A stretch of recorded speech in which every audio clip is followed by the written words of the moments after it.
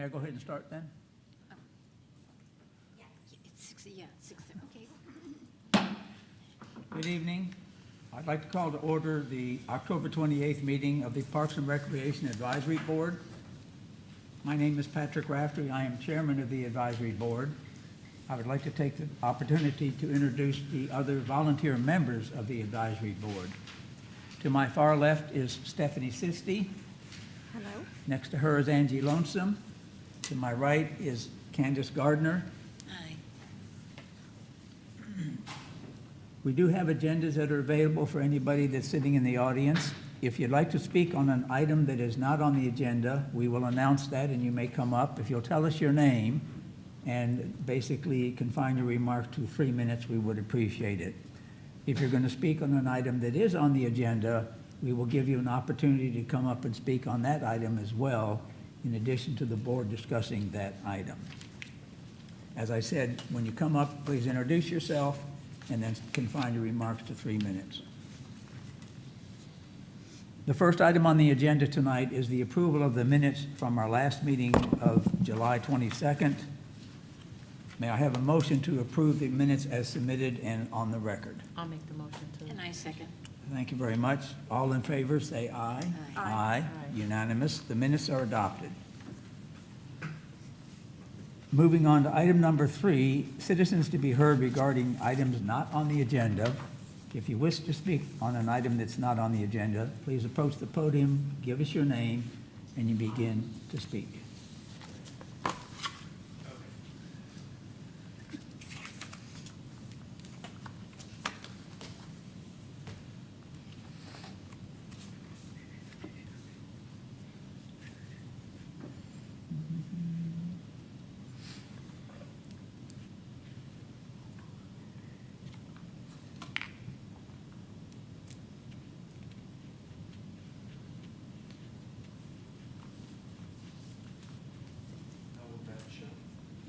Okay. You see it, yes. Yes, good evening, everybody. Thank you for having me here. My name is Jason Mastropietro, 1079 Cephas Road, Clearwater.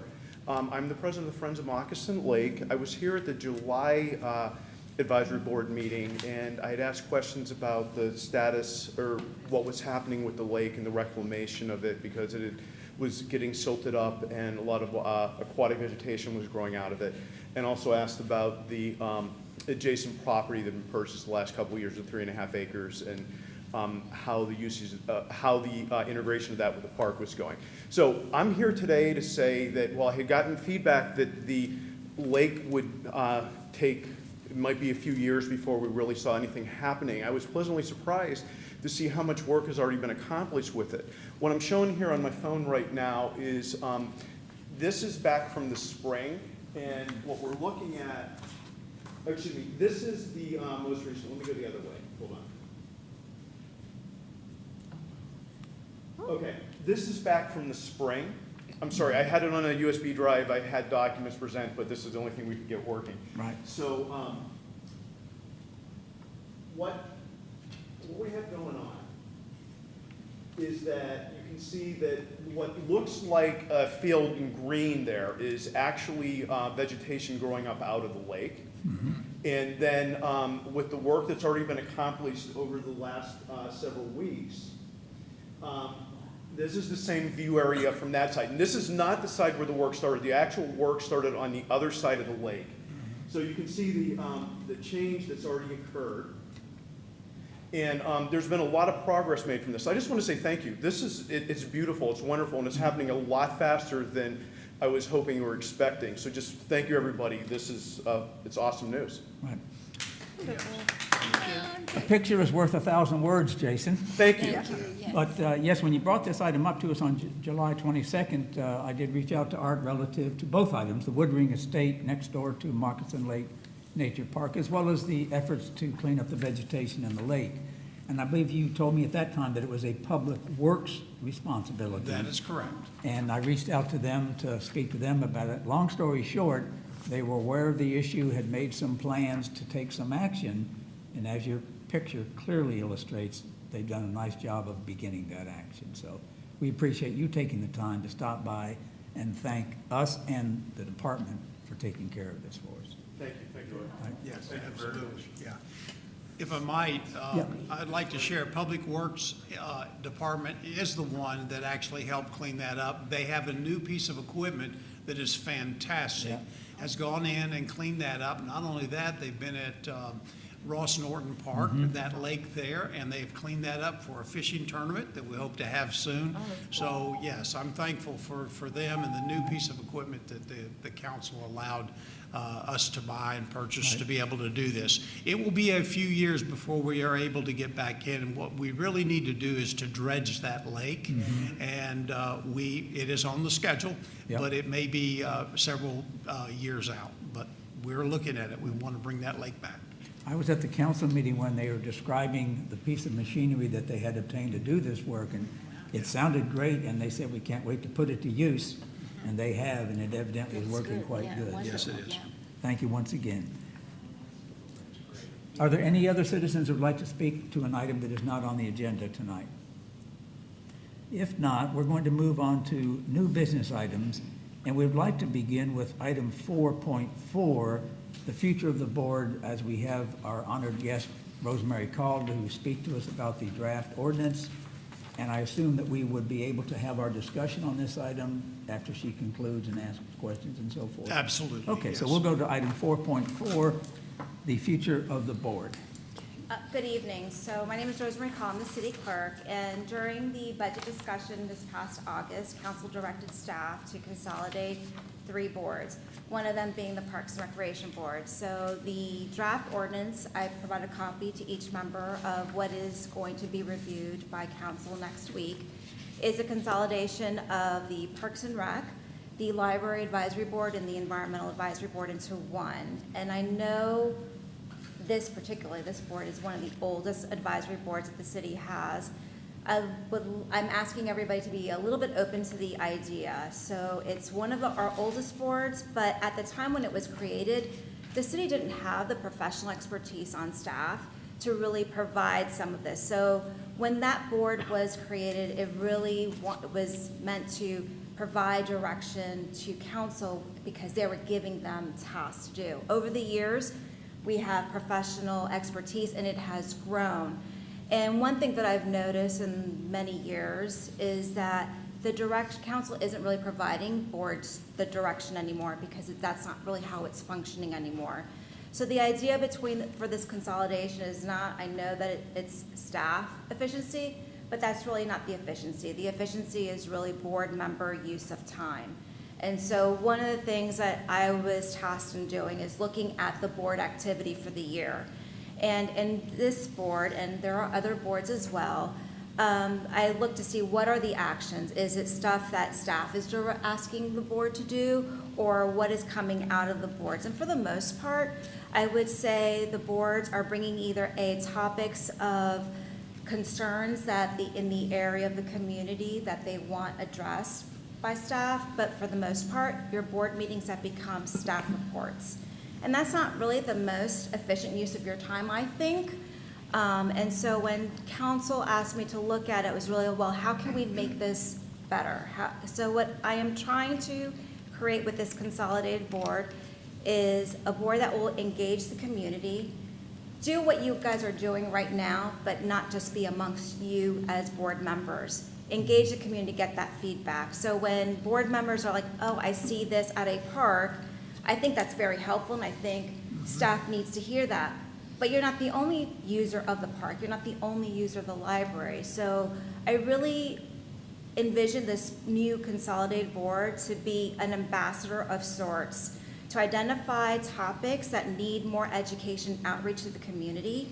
And so I've got a couple of slides to go over the highlights of what's included in the ordinance. So it'll be a bigger board, it'll be 7 members, and the board will meet bi-monthly, and that can change. Maybe it's monthly, maybe it doesn't have to be bi-monthly, depending on the board's desire. And of the 7 members, staff has asked me that 3 of them have a preference to have an environmental professional background, because we still want that engagement and that expertise coming from the board, not just from staff. So we are looking at that as well. The purpose of the board is to provide feedback and guidance to City Council on endeavors that enhance sustainable recreation, parks, athletic fields, library services, and cultural programs and city facilities, and foster community interest in events and initiatives that promote community well-being and environmental stewardship. And so, one of the things when we were like, well, where's the Parks and Rec Advisory Board? When working with Art and the other impacted departments, we took those areas that are working with each department or with each advisory board and see where can we tweak to make it better. And one of the things that I would say is that Parks and Rec Advisory Board, really, you guys are much more than just the Parks and Rec part of it. Leisure services is all encompassing, and anything really, the resiliency of a community is not just about its environmental sustainability, it's about how our connections as citizens to our community, our mental, our physical well-being, and how we are resilient about all kinds of things that affect us personally, but as a community as well. So I think the two go hand in hand.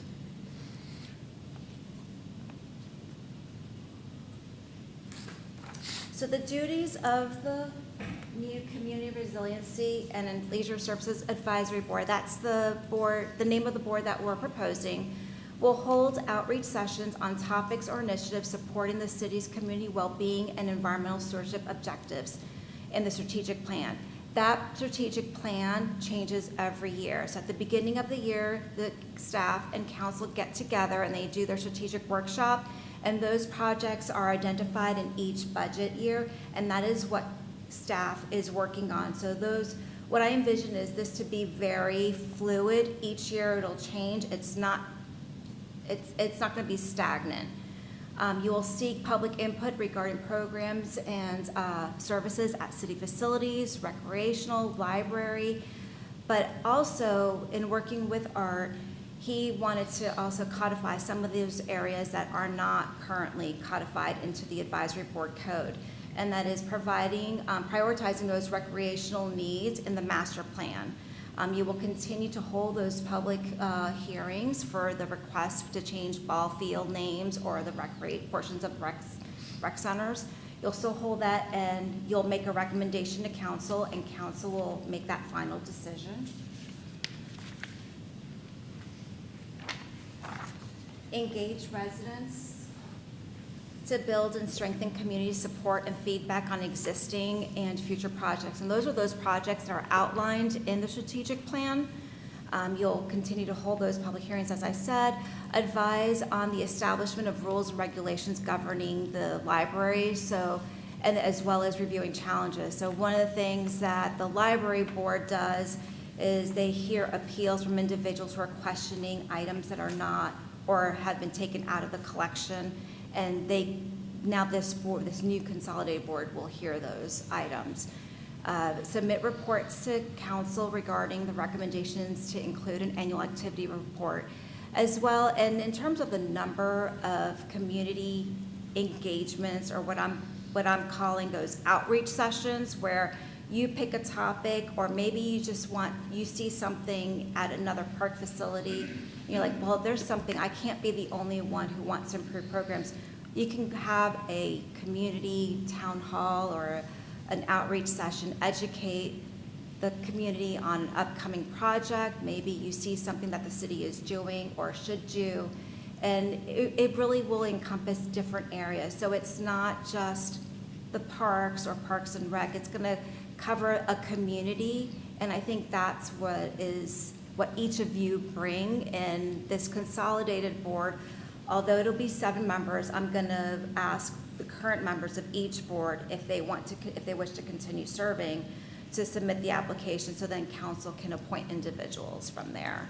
But I didn't want to regurgitate every portion of the ordinance, but really the draft ordinance will be presented next week at council with the intent of providing a more engaging with the community in terms of an advisory board. And that's really what I think what everybody who gets on the board wants to do. They want to engage, but as you notice, sometimes the engagement really isn't there. There aren't individuals coming to meetings, but the items that are coming up are only from the day as to you as members, but not engaging the community to really seek that public input. One of the other differences that is also going to occur is that now in the draft ordinance, there's language that will require the Parks and Recreation Director and the Sustainability Division Manager to present the board with prospective grant applications to review and seek public input from the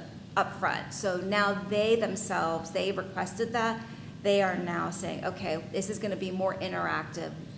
Items will be coming before the board in a more frequent, because, you know, with the master plan, with prospective grant projects, the departments get points, additional points, when they do engage the community and seek feedback.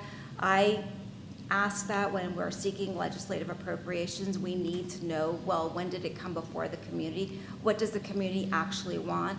And now this board will really have a format where they can actually do that. If you have any questions. I did have one that occurred to me as you were presenting it. You've indicated that there will be 7 members of the board, 3 of whom should have an environment or scientific. Preferred. Therefore, the balance of 4, would it be correct to assume that those 4 would somehow represent library, parks and recreation at all, or? Just residents. So Just I'm residents. glad that you raised that, because I failed to make that notation. So one of the things that Art has asked me, and I will include in the application, so there's going to be a question in terms of how do you use park facilities, how to use library services.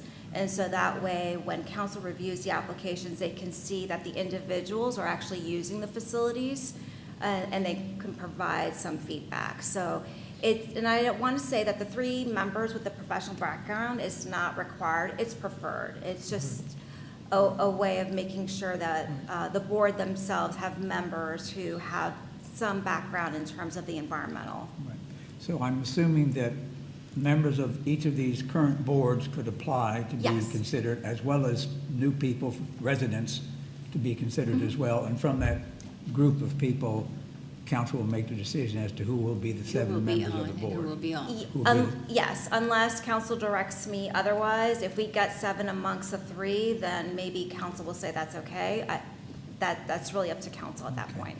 And then final question would be, if the focus of the Resiliency and Leisure Board is a variety of issues, are we to expect that the board will meet as a group if, for example, the issue is going to be about library-type situation? That entire board would be Of course. meeting No, for it's that? the entire board. So one of the things that, for instance, like the library is a perfect example, they really don't hear any appeal. So that board really has become strictly to approve minutes and to hear staff reports, but they're not providing any feedback.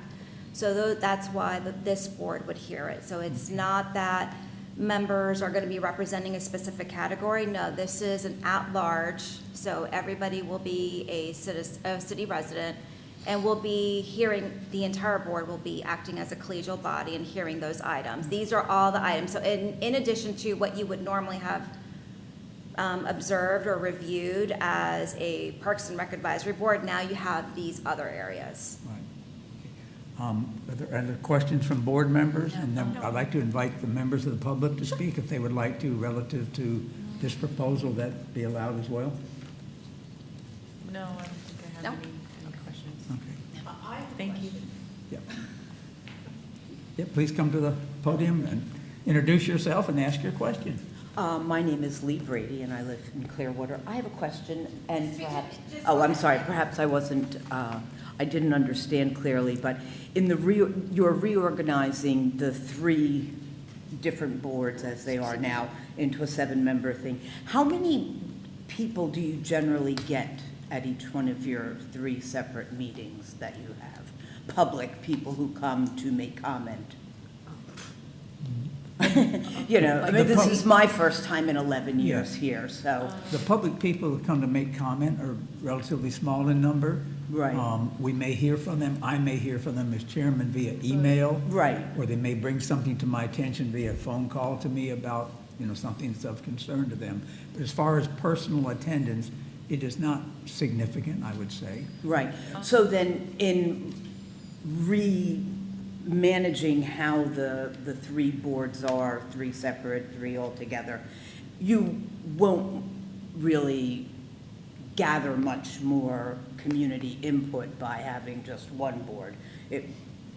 I think I think I get quite a bit of input. In fact, it's one of the things I'll comment on, if not at this point, at the end of the meeting, relative to those ideas and things that came to us by someone coming to this board meeting as an individual resident with an issue, a group president or officer, as Jason Right. represents Moccasin Lake Nature Park, or people that just have something that they want to bring to our attention and they're not Okay. sure if anything can be done with it. So I've got a number of things that basically I say came about specifically from those individuals. Right. And they were accomplished in collaboration with Parks and Recreation. Right. To be done. I would also say, had they not been brought to our attention, they probably would Nothing. not have been done. No, Right. that's right. And I have a list. Right, so Yeah, it so I- may not be a lot of people who come, but there's a But lot there's of some value, results. and can only speak to Parks and Recreation, that's the board that I'm on, but Right. I think it's been a very excellent forum for things brought to our attention. Why do you think it is that people don't know that this is a place where they can come, or even email information to you saying, blah, blah, blah, I have this concern, what have you? If it wasn't for having someone in my neighborhood now who's involved with Parks and Recreation, I would be clueless still. Yeah. And I do read the paper, and I got, but I've never seen anything that says, gee, if you have concerns about this or that, you should contact this Yeah. group. So anyway, Okay. that's my thought. Okay, thank you very much. Thank you. And so with the new consolidated board, it will actually have more public engagement. So one of the things that, as you said, the individuals are coming to you personally, but they're not coming to the meeting. So technically, they're being funneled, but the board really hasn't made a recommendation to council to do something, right?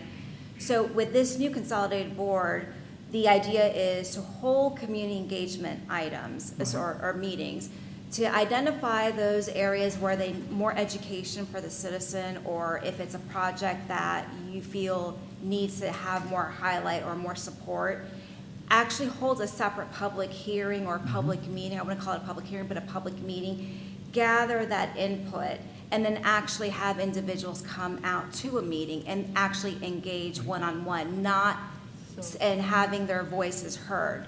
And so I think that's the difference, because then you're being more proactive. Right now, the way that the board is set up, it is not set up that way. It's either A, they come and speak if it's on the agenda, and even so, the meetings, the way that they are written, the agenda item doesn't really tell you if there's any action. It gives you a topic.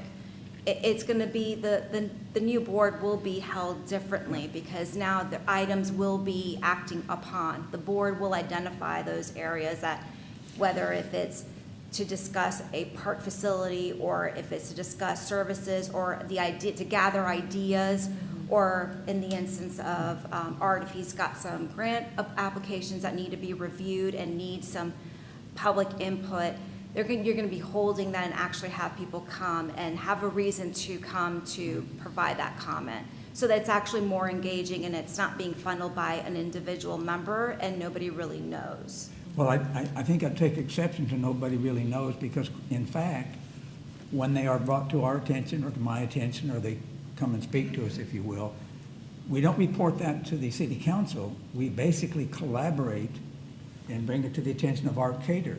And we have managed to get these, I have a list of 14 that I say were done by residents telling us stuff or coming to us, and we pass it on to Art, discuss it, and those things happen.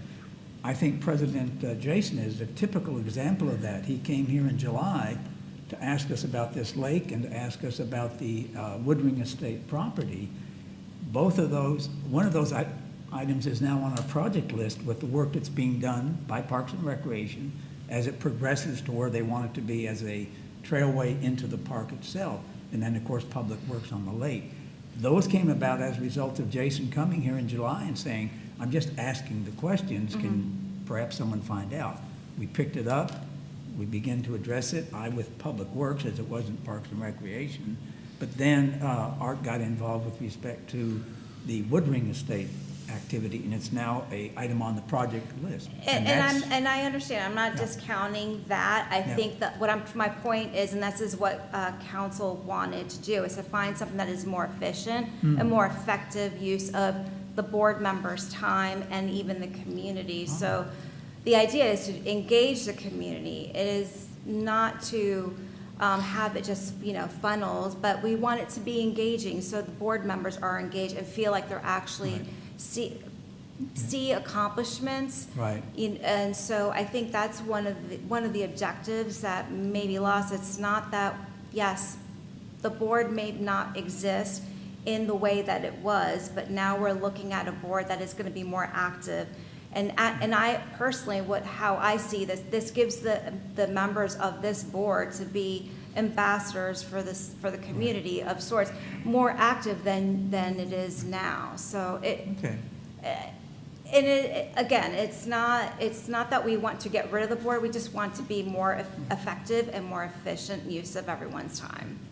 Any comments from the board members relative to this? It's a draft ordinance at this time, of course.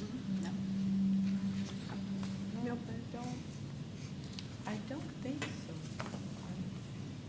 It would basically, from my understanding, it would basically be like a community resiliency and leisure, like a sub-council, basically, for the issues that you have identified. Yes.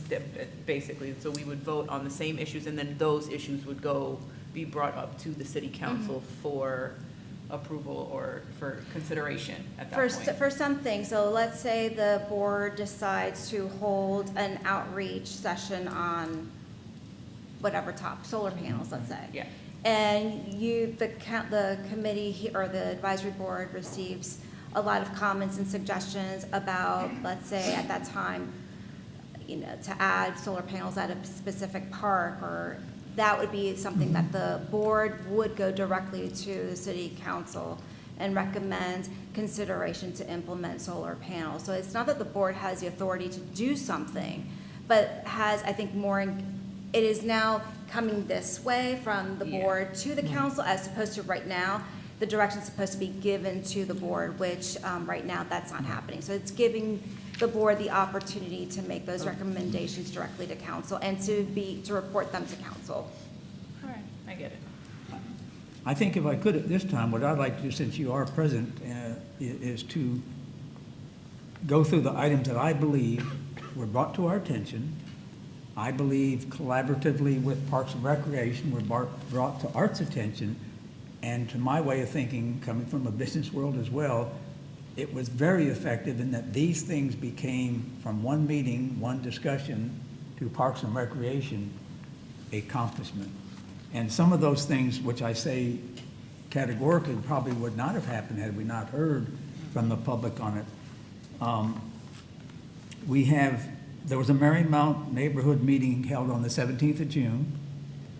We didn't hear anything beyond that meeting being conducted, but we brought it up at our next board meeting to Mr. Cater to let us know what activities were being undertaken in direct response to the neighborhood meeting, including upgrading of Marymount Park itself, facilities, and the playground equipment to the tune of about $400,000 was approved by council and spent. And what I've been told is the Marymount Park residents have appreciated this information that's been provided to them. We met, we discussed, this is what happened to it.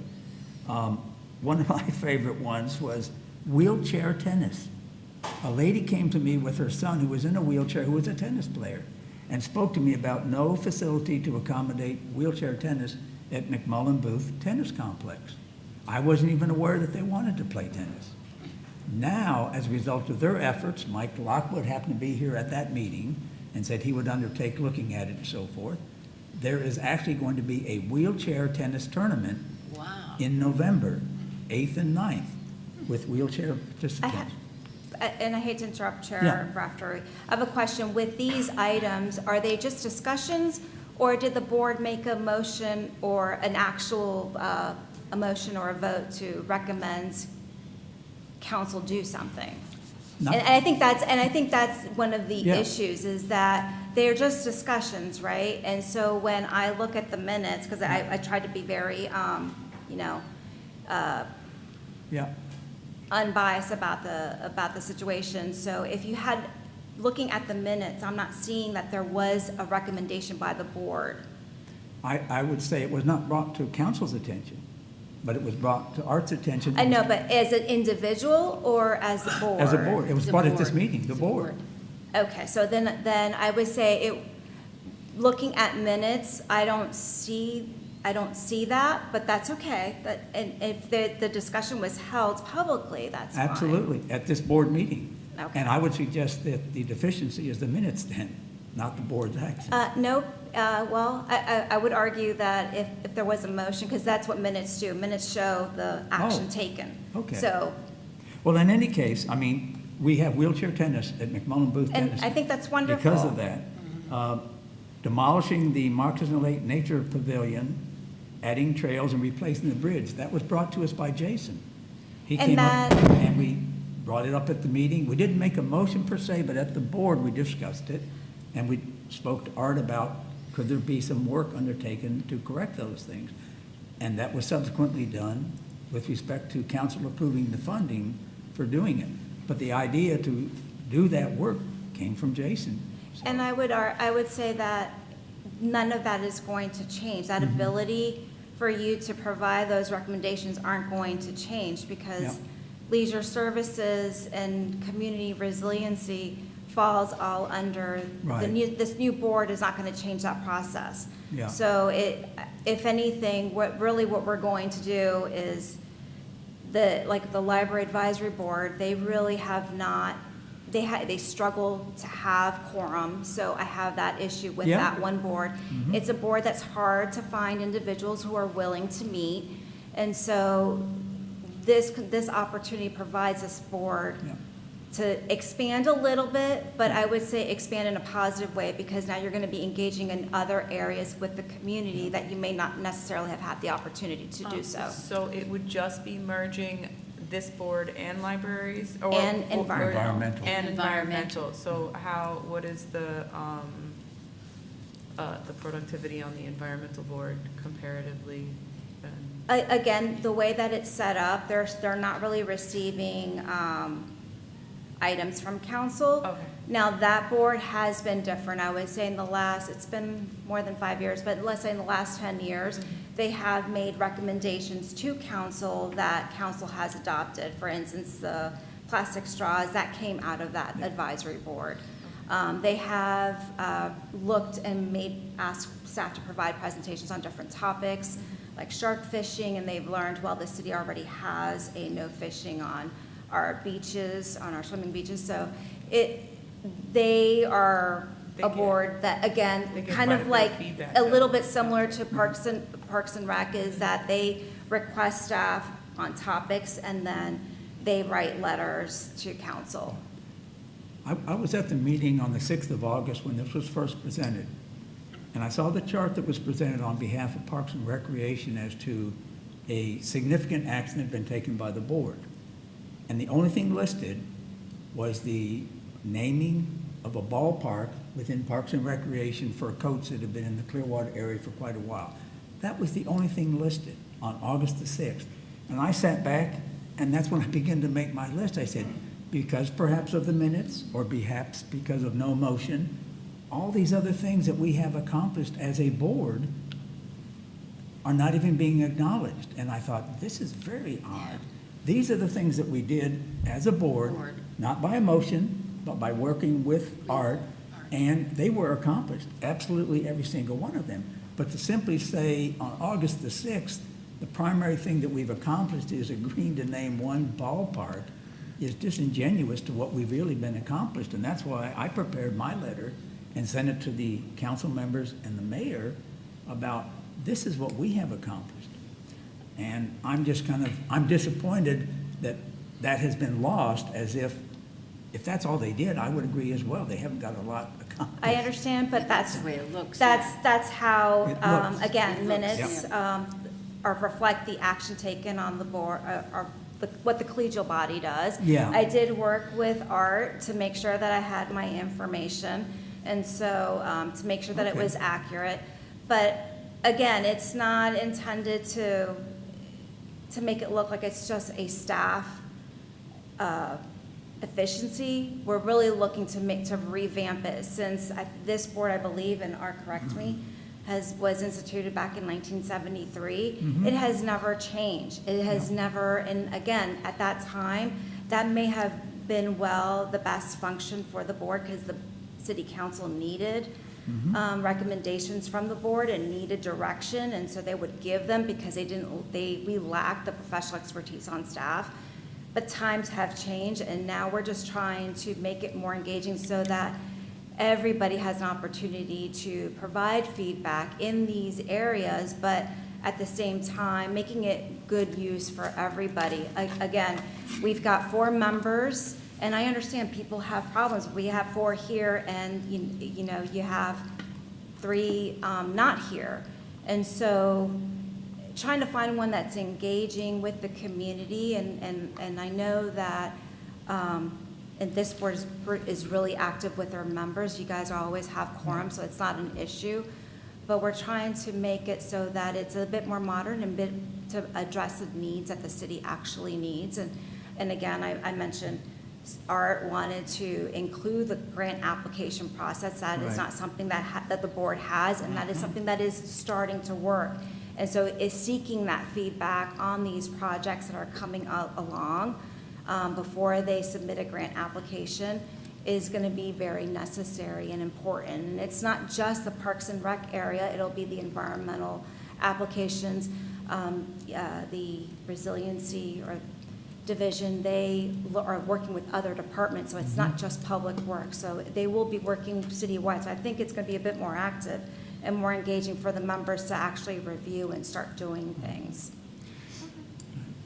Yeah, to be honest about it, Parks and Recreation has got the second largest budget in the city, second only to the Clearwater Police Department. We have a vast number of parks and facilities that our people use. And outside of being protected by the police or kept safe by the fire department, Parks and Recreation is a key element of being a resident of Clearwater. That's where we go to recreate, to enjoy the life here. So for that reason and others, I'm not so sure it's the best decision to be made, and I appreciate council will make that, and I intend to have my voice heard at that meeting on the 6th of November. But I also think it's important that they also hear what I think we have accomplished as a board. Oh, yeah. I mean, that for sure. They definitely need to hear that. Because Oh, yeah. if they, I will never forget that sign.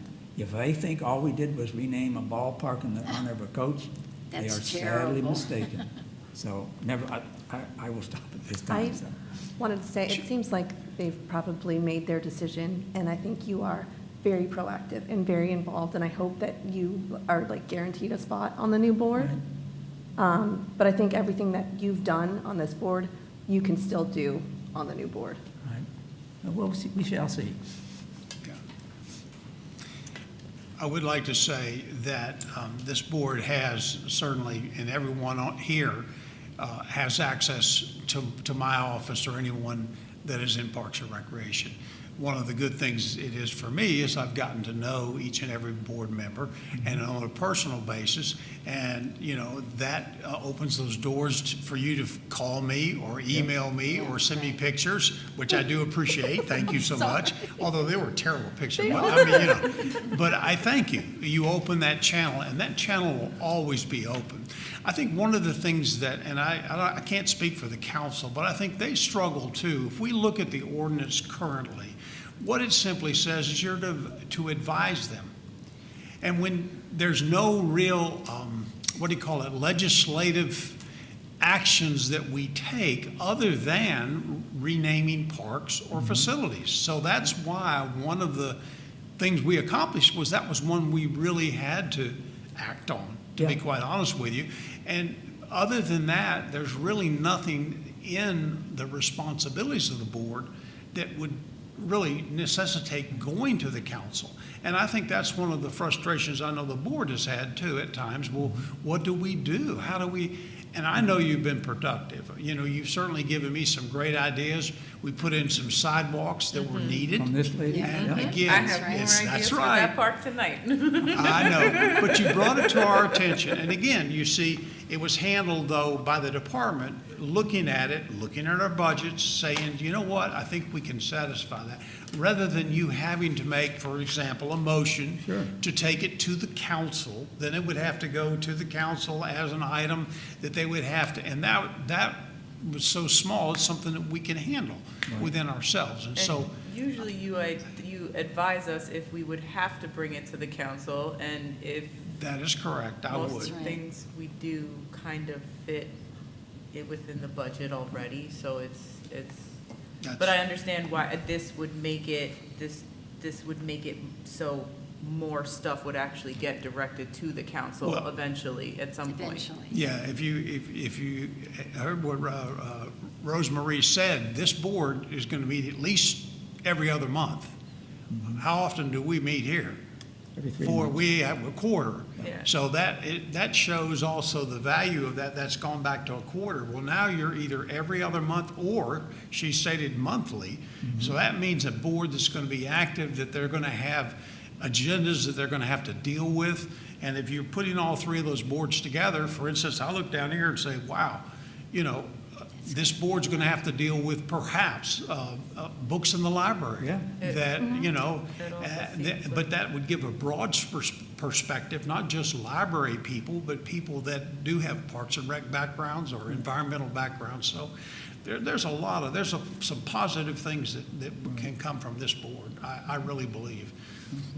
It also seems like when Kelly is here, she talks a lot about how the nature parks and the ones that we don't build at all, we just have as land. And I think the environmental stewardship portion of it might increase our ability to respond to the needs of those parks. Yeah. And erosion with the beaches and stuff like that, even though Parks and Rec, it would enable the board to be able to handle it. I don't think it just wipes us out completely, because we are actually responsive. Yeah. Yeah, I think, and with respect to the 3 people who are not here, I believe something personal may have come up with Kelly, because she's the one that added the item to the agenda about Right. this discussion, and I can't imagine her doing that and not attending. The other 2 perhaps, and I've heard this, is that, as Stephanie said, this is a done deal. It doesn't make any difference what we say or try and No, justify. And they probably said, No, why bother? I would disagree, respectfully disagree, sir, because I think when I first started with the city, there was the attempt and it failed. So Yeah, it was work session, it was going, and then by the time the council meeting came about, it was thrown out. So I would not say it's a done deal.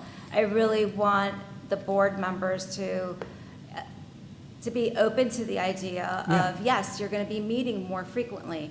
And if we're going to meet more frequently, I didn't mention this, but I will be the board liaison, and that way Art won't be able, you know, and Public Works and the library director won't have to be part of the meeting, but I will tap them in when they need to. So I will make sure that those agendas that are created tell the board members what action is being asked of them, or what is it that the board wants to do.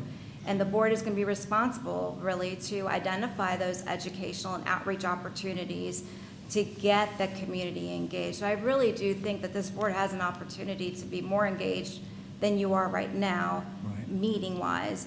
But I think more importantly is really to go out to the community and seek that public input that right now we're not getting. Because those public meetings don't necessarily have to be here. We can hold seek the public input meetings in a different location if that's, you know, if it's Right. another facility or a library, or whatever the case may be. right. Okay. Anything else, or? No, we're I all think done? that's it. I That's think it. we've- Very Oh, good. Jason, did you want to speak at all, or? I do, but I want to make sure all of this conversation is finished first. We are done, we're ready for the grand finale. Okay, thank you. Do you need another card? No. Is it no, yes? No. Okay, I did fill it out just in case. With regards to this particular item, I have a couple questions.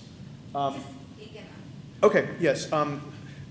As far as the name that was chosen, I can at least think through that and say, okay, I can see a relationship between the library and the name, and a little further stretched Parks and Rec because of the leisure.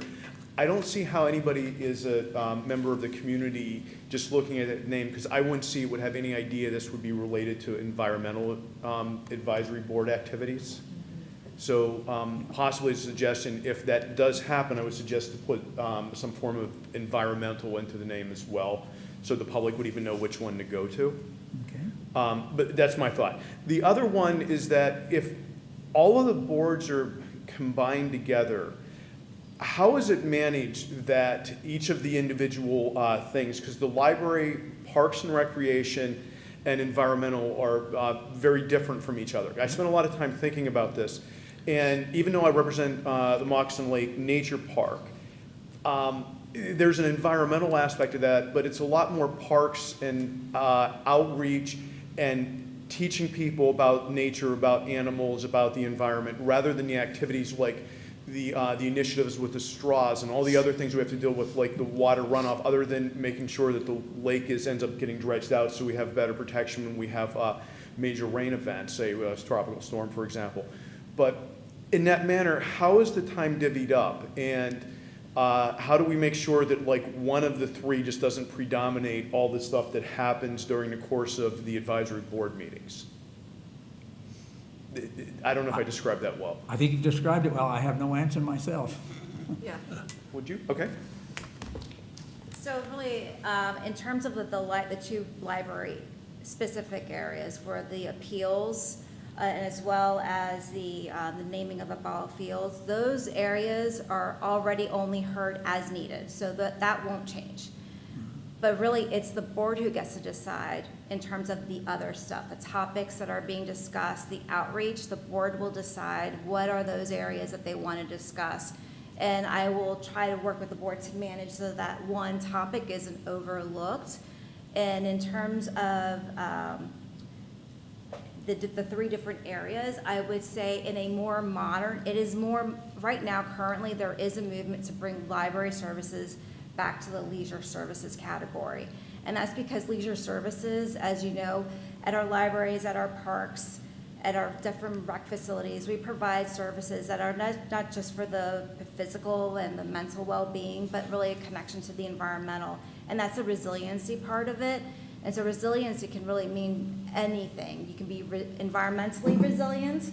And so I'll be working with the board, but as well as those other departments to make sure that those areas or those applications that staff needs direction from the board gets on the agenda in a timely manner. Since it's going to be meeting a bit more frequently, it'll be easier. And if we still need to schedule a special meeting, that I've always supported special meetings if it's needed, then we can do that. But it's really up to the board. They are going to tell me, okay, we want to discuss X, Y, Z, beach renourishment. We want a status on that. What can we do? And I think that's the difference with this new board. It's really what can the community, we as a board, and engage the community, and what can we do as a community to tackle those areas such as beach renourishment. So I think it'll be a little bit different. And although I may not be the expertise or the expert in every area, I know the experts and make sure that when that item is on the agenda that they are here. And if that means staff or asking individuals from other organizations to come in, that'll happen, and seeking the public input will still continue. So I think it's just like Ms. Sisti said, it's meeting frequency, so that's changing, but how you engage and how you bring topics to the board does not change. Now you just are empowered to do something about those topics. Right. Okay. Anything else? Will there be work sessions? Work sessions, Like, so because the workload will be increased, will there be like work sessions to I handle some wouldn't of say this, work sessions. or- I will make sure that your agenda will have everything. I'm gonna treat, since I'm gonna be the board liaison, I'm gonna treat it like a council meeting agenda. Yeah. The agenda and any attachments that the board members need to make a decision at the meeting will be there. There may be instances where maybe a topic, maybe you guys want to discuss something to plan a future session or a future meeting, we can do that.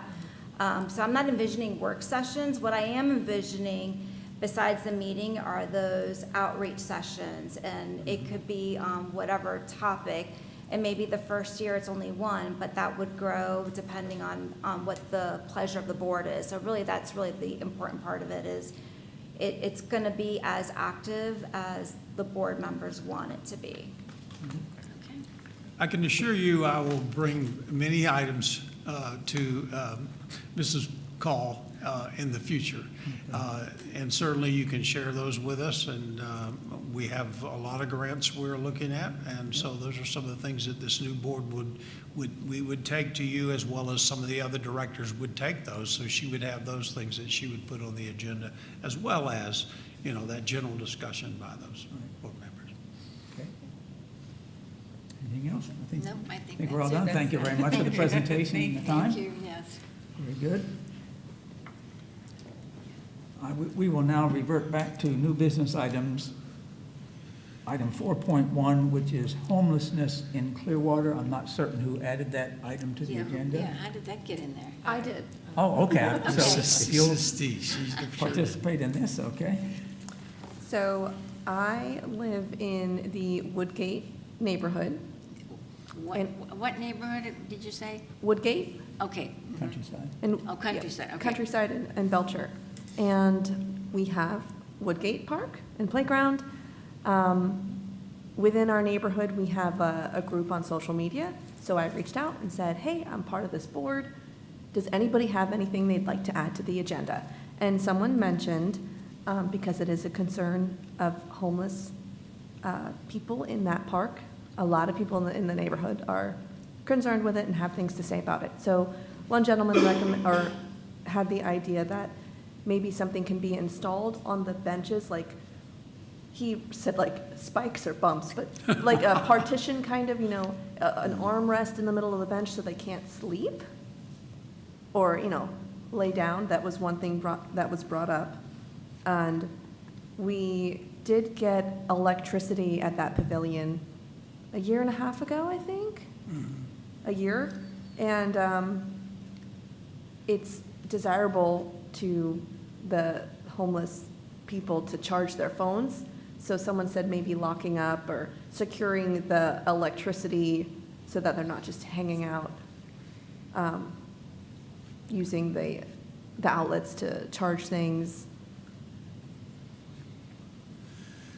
No, you absolutely. Most of our parks, that's one of the issues we have, that we do have lock boxes on our electricity, and it's there for people that would like to rent the pavilion, and then we rent also the restroom. That's when we open it, when they rent it. Unfortunately, they get vandalized, and what I need is simply a report that it's been vandalized, and I need to put a lockbox on that for sure. As far as, some of the Okay. issues that we can, the benches, we can certainly look at the benches. We have some standard benches that we put in our parks now. I hope you've seen their concrete base, and they're very nice. These benches are, I would say, relatively newer too. They just got put in a year ago. Lee Brady's part of my neighborhood. Oh, okay, And sure. the reason she only knows about this meeting is because I reached out Right. to the neighborhood. We've had an issue with homeless people living in the Woodgate Park now for 3 years. It started with one gentleman, and he is still there to date. He's our grandfather, I guess. Most of the people in the neighborhood do not want to use the park because of the homeless people that are there a lot of the day. This one gentleman used to sleep in the park as well, but some organization has been out trying to help. I'm not exactly sure who, if it's the police, if it's another service, but he does leave and come back around 9:30, 10 o'clock in the morning every day. He stays in his one little position all day long, and, you know, most mothers with their child in a little stroller don't want to go by this man every single day. We have others who join him at different times of the year. They park their carts that, God love them, I don't know how they pack it all in. I have nothing against anyone being homeless. I feel very bad. I don't want to be NIMBY about it, but at the same time, you have nowhere to go to the bathroom, and so just take it for what it's worth. The facilities we do have are locked, and I understand why, but, you know, it just creates another problem. So they poop in the little slides for the kids, and, you know, maybe right where the picnic tables are. You know, sometimes this is where we sleep, but that's where we used to sleep all the time. But it's an unfortunate thing, and I know that this board isn't going to solve all the problems of the world, but the people who would like to use that park can't. If you're looking for a place to go to engage with a neighborhood and ask them what are their concerns and how could we do something to help them, make an appointment to go visit the people at Woodgate Park and make it a time when they would all love to be there, and let's have a conversation, because there is, as she mentioned, we have Stephanie and I go back and forth in our social media thing even. You know, none of us want to be known as the person who has no compassion. But at the same time, we don't want to have people feel like, gee, I bought a home here. I spent $400,000, $500,000 so that I could live near a park and I could, you know, push my child in the swing. And I can't because of the audience that we do have. And I get it, you know, these men and women, like, they have nothing and all that, and they don't want to be in the shelter because of the drugs. And I mean, it's a big, big circle. But to hear the people of the community, why they don't use what they have would be good. Whoops, time's up.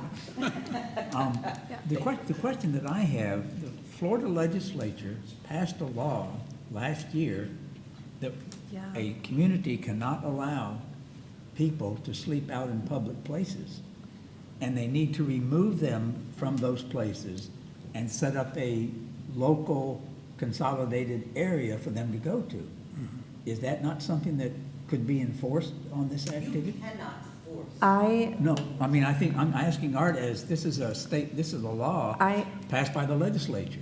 I Yeah. did reach out to police, because I would call, I mean, Yeah. that park sold me on my house. We spent $450,000 Yeah, to live right across the street from the park. And I go over there with my gloves and I clean up the bench because there's drug wrappers in there on the one spot he likes to sit all day. Anyways, I spoke with Lieutenant Christopher Zierman. yeah, And I mentioned DeSantis passed a law, yes. I think what you're talking about, and he said, this is not what the bill was designed for.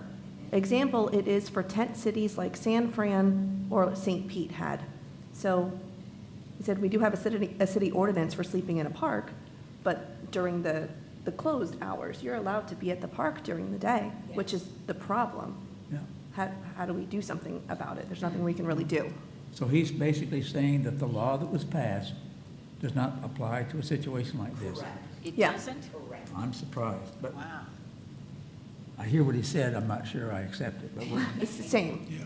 because that's what I thought would help us clear this up, because, I mean, people sleeping in doorways of businesses, in downtown Clearwater, on benches and this, and I'm a compassionate person as well, but compassion works two ways. For the people that are there to enjoy their community and the places they live in, as well as the people that are less fortunate. And that's what I thought this law was designed to do. So, I mean, for people using it as a public bathroom, Oh, I'm- it's disgusting. that would be- want my I- dogs I- in there every morning. I could not believe that. I mean, I believe you, but it's like Yeah. unbelievable. Oh. That's terrible, no.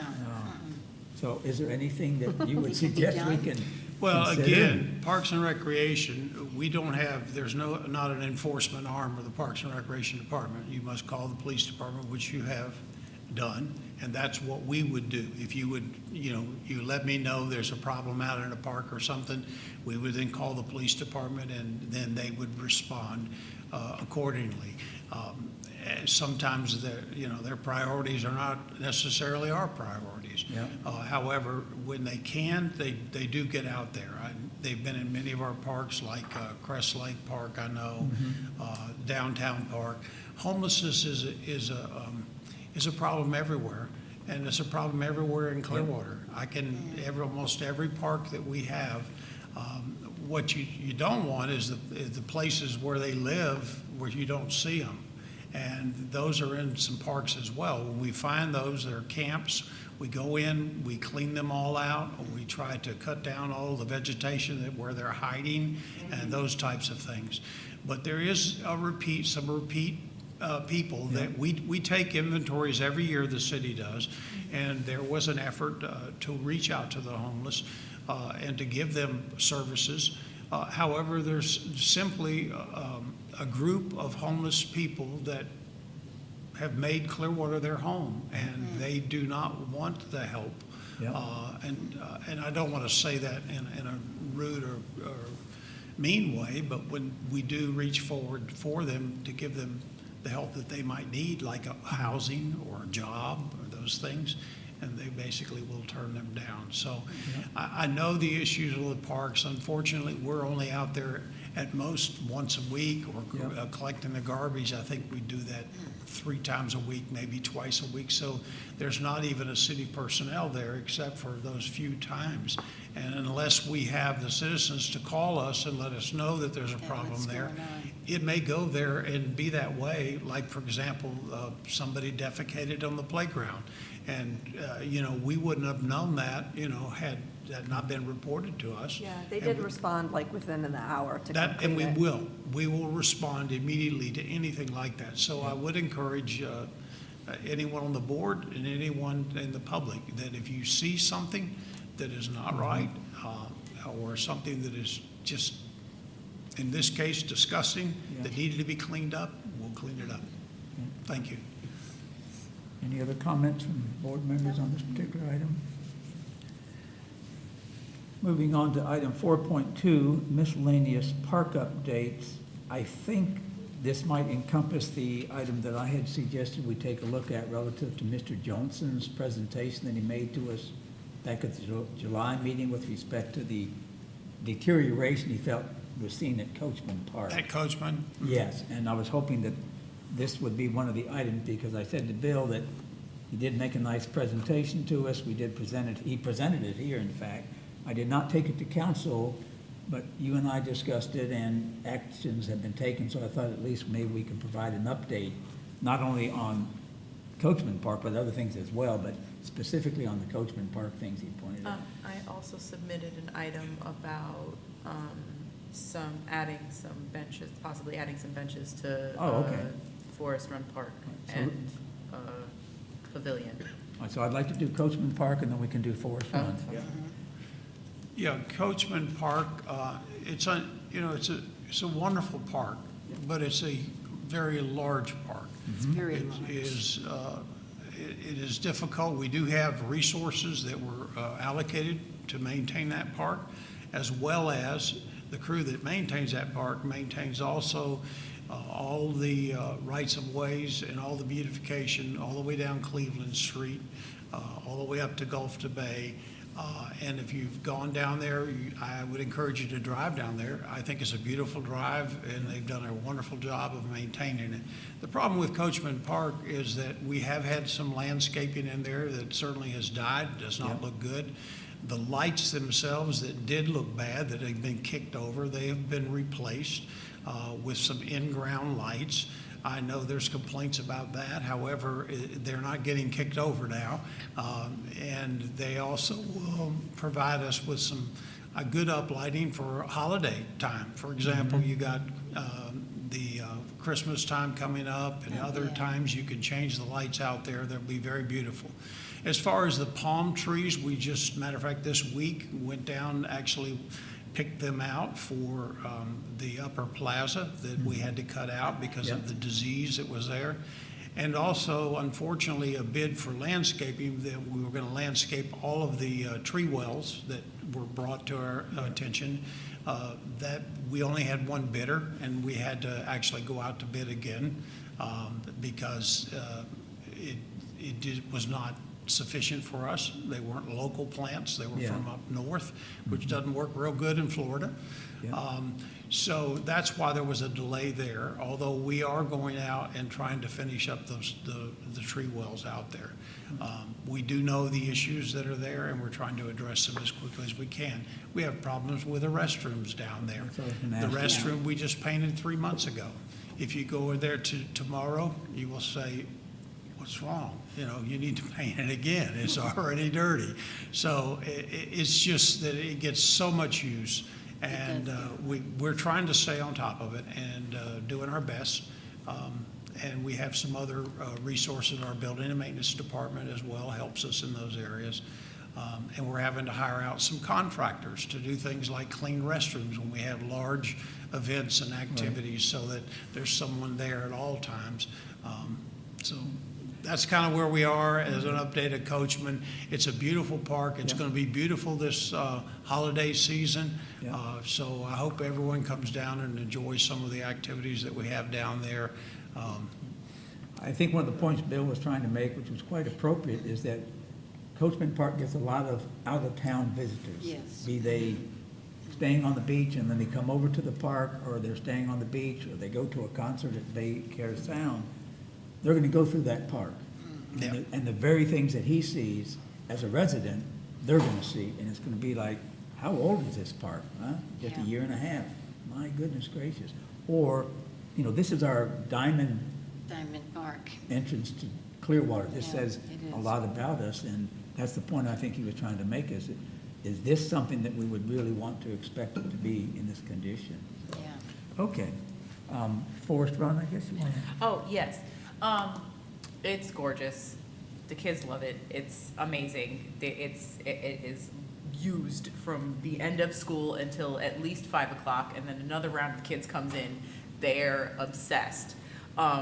But the parents, we need more benches. And I think very specifically, if you only add one, if you add one right in front of the baby, the baby climber, because there are a lot of parents bring their babies there, and I've seen a lot of pregnant moms, and they're on their feet. Okay. And that's a really good place for one. I have some pictures, I can email them to you, but at least 2 benches would help, because there are parents that are on the floor, they're sitting on the grass, and I know there's still ants in there, and they're getting bit up, and You know, in order to and we can certainly put benches out there. What we like to do, though, is pour concrete and put the benches on the concrete, so that way nobody's going to pick them up and take them away. But Oh, no, I know. But still, it's just for cleanliness and keeping it clean, and everything else. We can certainly look at that, and certainly the playground there, I've seen it and inspected it myself. It's a beautiful piece of equipment. We hope to have one of those at Woodgate Park very soon, very similar. And what we will do at Woodgate is work with hopefully your homeowners association, or, now we can, before we put that in, we'll work with the community there. We'll go out and we'll show pictures of playgrounds and see what the kids like. We've done that on most of our occasions. This is a little different. Forest Run, we picked that ourselves. Staff did, simply because there's not really anyone that kind of owns that park, so to speak. Woodgate Park, I think the Woodgate neighborhood would want to be involved in Yes. picking the design for the playground. So that's coming up. But thank you. also, one more spinner. Yeah. The kids they're lining up and waiting for. fabulous. It's a gorgeous park. It really is. Like, I'm there, my kid was very upset that we couldn't go today because I had to be here. They love it. And I had to promise him 2 hours in the park on Friday for it, so. Well, good. Thank you so much. It for I'm coming. jealous. You should stop by there, it's very. Out of curiosity, do you see any issue with homelessness people at Forest Run Park by any chance? I do not. Okay, I'm just curious. I don't. I see a lot of people walking, a lot of people taking the loop and The walking loop, their yep. dogs, and A lot of people playing basketball. It is a very well-used park. Yeah, It's yeah, very active. Yeah, I agree, because I live in Island Estates, and I come there all the time. Mhm. And it's always, I never see any problems, I no, think- none. Woodgate's attractive because it's right next to the gas station and Chick-fil-A, maybe. That's my thought. Okay. Yeah, there's not enough. there's not enough One of the services for things that. that we find, where you have a park that's more active and you have people in there, you also, the homeless don't really want to necessarily stay. There's too many They people. want to kind of be on the peripheral or be away, and so that's one of the things you see out there.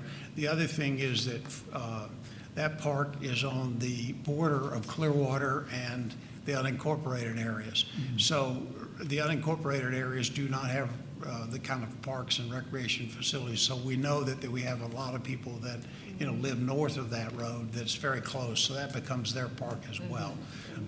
So, Also, when I was planning my son's birthday last year, there were very few pavilions. I ended up having to go to Safety Harbor because there weren't enough pavilions yeah. rentable. Because that park is so nice and because the kids love it so much, it would be a very good one for the city to be able to monetize as a rentable pavilion. So if you can find the space, it would be great to put one there. Good. You already have a barbecue and Yeah. a barbecue in that park, so it might be possible, I don't know, but Okay. if you could.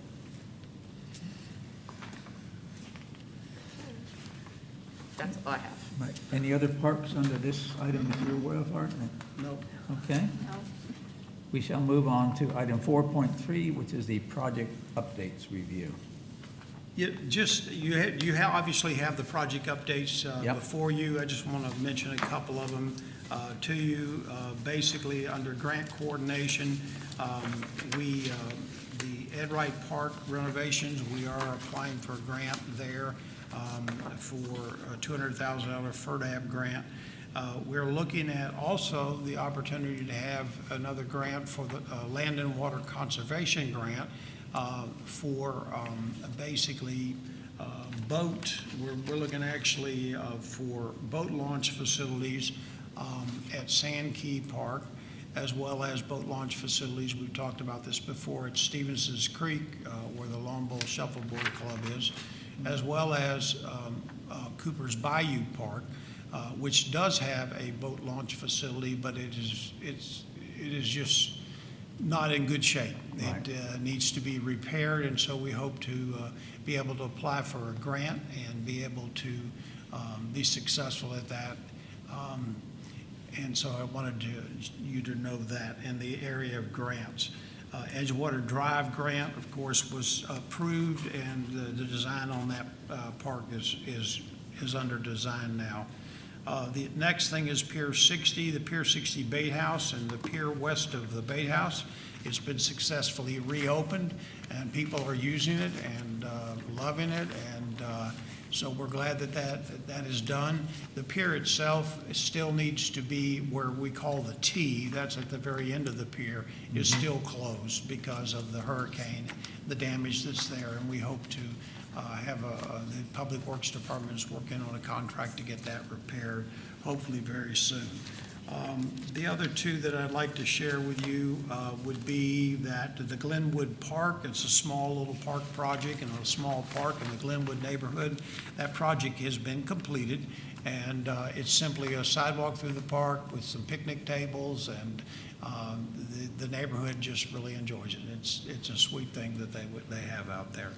And the Woodring Estates property, I wanted to just share, I would have commented a little bit earlier, but we're basically removing the structures that are on that property. There are several structures that were there when we purchased the property, so that was the first step, and we had to do the asbestos removal first, and now we're removing, it's actually this week they're removing them. So if you go out there, you'll see a different appearance in that area, and so we hope to follow up that with the trails through the park and designing and planning that, and we'll certainly meet with the Friends of Moccasin Lake and others as we plan that part. I'd like to make a couple of comments, if I could as well, that on the first page, Marymount Park, That is of very much interest to the people in that area, as this is the result of their meeting with Parks and Recreation, a neighborhood meeting, and it's now being documented on the project list, the various activities that are being taken to upgrade that park. And I sent a copy of this project list out to the people that have asked me to help them monitor what's going on. It's kind of a saying that the neighborhood can meet with Parks and Recreation, and yes, Parks and Recreation takes the initiative to get things done and reports it, and they've probably spent $400,000 on that park of upgrades. So that's part of the neighborhood realizing something will be done. In addition, Edgewater Drive Park. You had a meeting with the Edgewater Drive people, and what was being proposed or thought to be done, you got comments and feedback from the neighborhood, and they've made the changes that came from those meetings. And again, those people can see, this is what we thought would be better, and Parks and Recreation is doing it, so we always like to make that publicly known to them, as well as to the public, that that's being reacted to by Parks and Recreation. And then, as you mentioned, the Wood Ring Estate property, this item is on the project agenda update list specifically because of Jason appearing on the July 22nd meeting, wondering what that was going to be done there, and it's going to be a great entranceway to Moccasin Lake Nature Park. I think you're going to put a trail in there possibly after everything is demolished and cleaned out. So those are all good things that reflect back to the neighbors in those areas, that things do get done when you bring them to the attention of Parks and Recreation. And you are to be commended in your department for it as well. Yes. Well, I do appreciate it. Our goal is simply to serve the public, and that's why we love to go out with the public and find out what they want. I can't please everybody, I will tell you that, but we certainly try our very best. Very good. If there's no other further comment or discussion on 4.3 item, we have already discussed 4.4 item. I'd like to move on to item number 5, which is the director's report.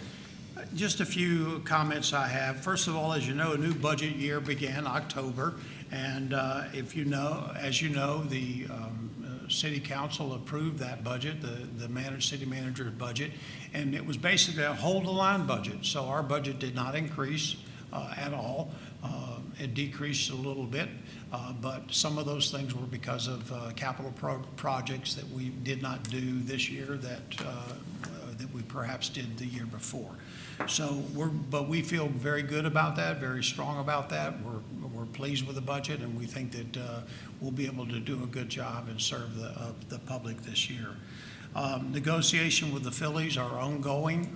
I don't have anything other than that, just to say that they are still at the table, which is a good thing. Thirdly, we are possibly offering additional programming at the North Greenwood Recreation Center. We have JWB funds some of the programs that we have at some of our other rec centers for teenagers and also for elementary school at the Ross Norton Center. However, JWB has come to the city and asked us if we would take on the elementary program, after-school program, and the summer program at North Greenwood Recreation Complex. So we're excited about that possibility. It's going to go before the council, I think at their very next meeting, to consider that, and it would be totally funded by a Juvenile Welfare Board. There's not a dime of taxpayer money going toward this, and so I think it's a good thing for certainly the children and the kids in that community to be able to continue to serve them. They've had some change in that, so I wanted you to know about that.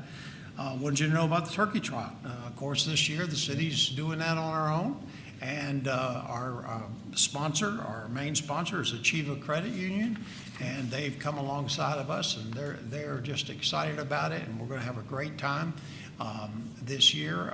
The party before Thanksgiving is going to be at Baycare Ballpark, and so that's going to be a different change for us. It's the night when you get your T-shirts, and there'll be food there and bands and just a lot of fun.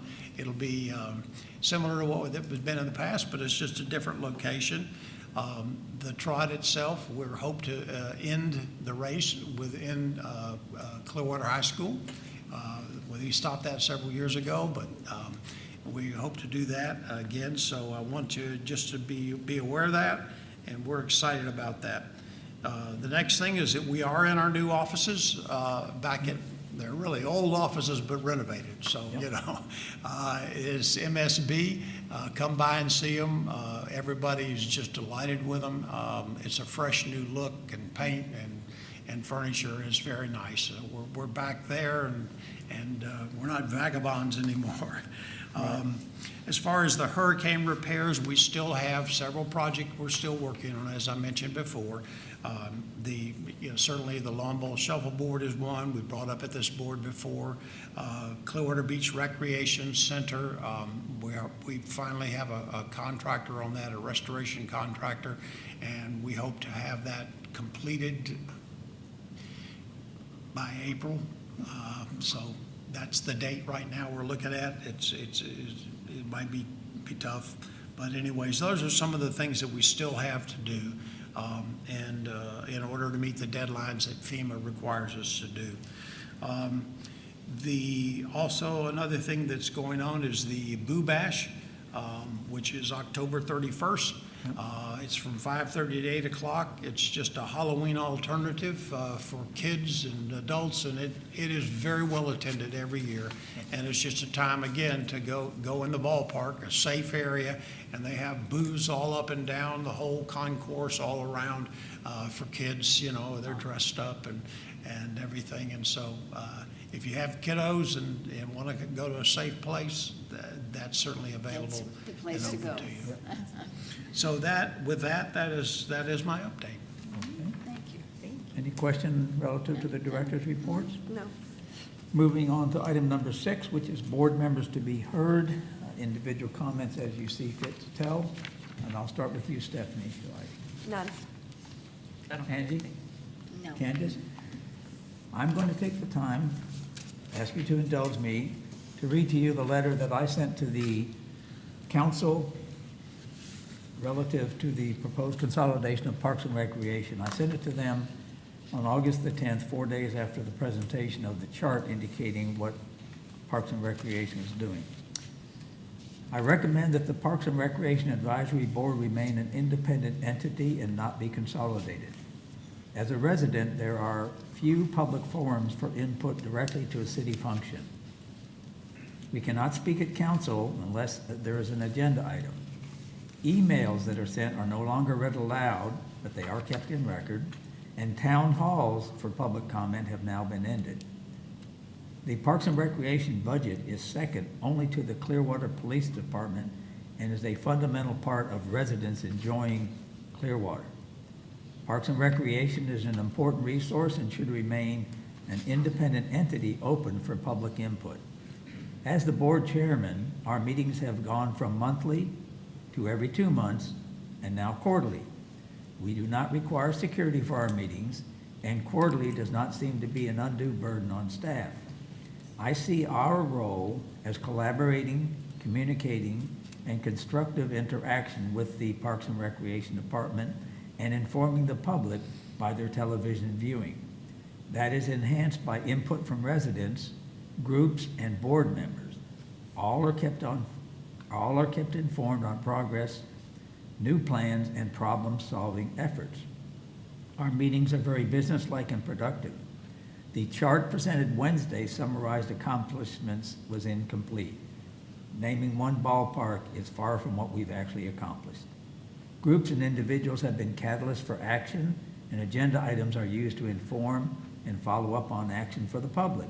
Some of these items are actions resulting from the Marymount Neighborhood Meeting 17 June 2025, poor maintenance of landscaping, waterfall, and bathrooms at our gym, Coachman Park, wheelchair tennis being initiated at the McMullen Booth Tennis Complex, resulting in a wheelchair tennis tournament November 8th and 9th, demolishing the Moccasin Lake Nature Pavilion, adding trails and replacing the bridge as a result of the appearance of the president of the Friends of Moccasin Lake Nature Park, updating plans for the lawn bowling and shuffleboard facilities damaged by the hurricanes, updating repairs on Pier 60 to date and the plan for the final repair options to be sent to council, playground equipment replacement process and completion schedules at Forest Run, an installation of a sidewalk at Forest Run Park, specifically at the initiative of a board member for school kids to use. Plans for use of the adjacent land acquired by Lake Chautauqua Park. Actions to be taken from the Director of Parks and Recreation visit with residents at Valencia Park. Plans for use of the Palm Land acquisition near Moccasin Lake Nature Park as a result of a request from the president of Friends of Moccasin Lake Nature Park. Specific plans for the $7.75 million grant from Pinellas for the Eddie C. Moore Complex upgrade. I believe Art Cater will agree that our board meetings have been a vital part of the success of Parks and Recreation with the active involvement of residents. We can continue that success most effectively as an independent entity. We should be granted that status. Regards. Wonderful, wonderful. That's perfect, yeah. The last thing I will say is that the draft ordinance will come up for discussion at the city council meeting on the 6th of November. I would suggest yourselves and board members, if you can, attend and speak on behalf of what you think should be done. Certainly, if you're in favor of the consolidation, speak that way as well, so that they may hear your voice as a member of the board as they consider this activity. If there's nothing further, I will call the meeting to an end.